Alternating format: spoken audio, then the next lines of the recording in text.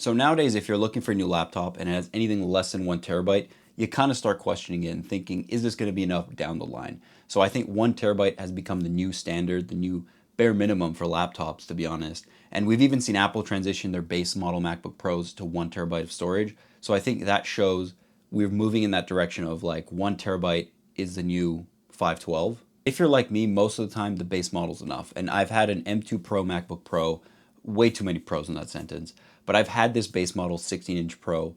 Why do I keep saying Pro? I've had my base model 16-inch for a while now, and it serves me well. Even to this day, it's more than enough for me. It gets the job done. But given the amount of storage that things take up nowadays and how 1 TB has become this kind of underlying standard, 512 seems extremely small just when you compare it to today's devices. So there's a couple things I do that you could do as well that help me manage 512 in today's world and kind of just help me still get the most out of a smaller drive than you're used to. The first is the most obvious and the most boring, and that's just to rely on external storage like hard drives and SSDs. But given the price of SSDs, I'd say SSDs, just get a hard drive and offload old files or archive files, stuff you don't use often, onto that hard drive. I think that's really the way to use external storage. Use it more to archive and not so much as a daily driver. So if you do things like graphic design and you have all your graphic design assets, you kind of want them living natively on your computer or in-house on your computer, just so that you have them wherever you are, regardless if you have your hard drive with you or not. Things that you're like, I kind of need this, but I'm not sure when I'm gonna need it, but I know it's important.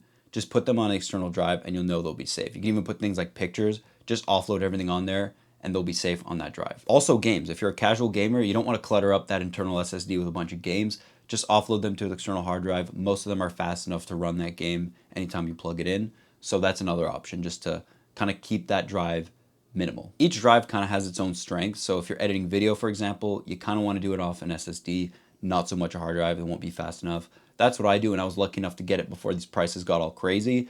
But the best part is that you could use this with whatever laptop you get in the future, or if you want to edit footage from a laptop, move it to a desktop.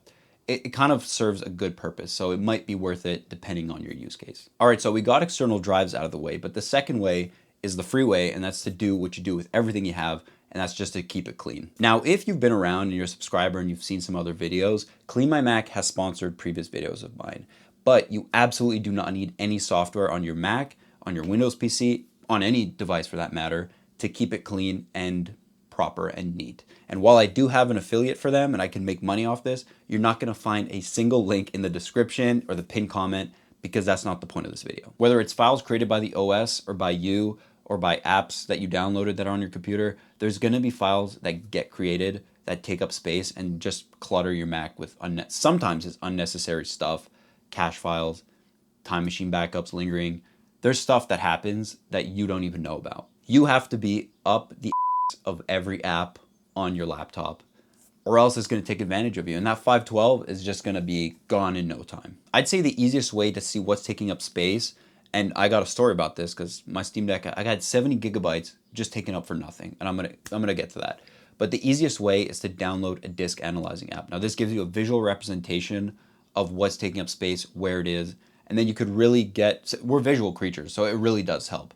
Seeing it instead of just like, oh, like this takes up 20, this takes up 30, whatever.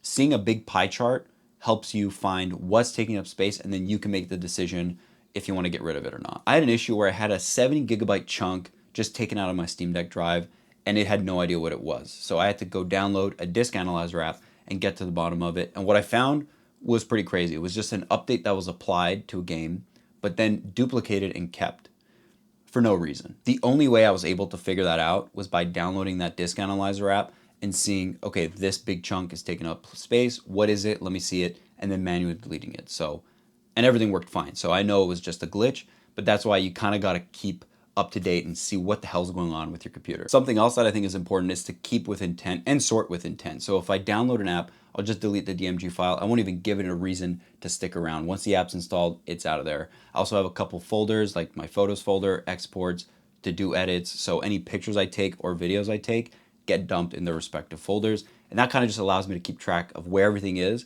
And when I want to delete something, I know exactly where to look and I know kind of what lives in there. So I use a mix of both drives and keeping everything tidy and clean, deleting stuff. But a big help is having a home server. And I know this is an added expense. There's a lot of other bonuses. It's not a home server video. I have plenty of other stuff if you want to check that out.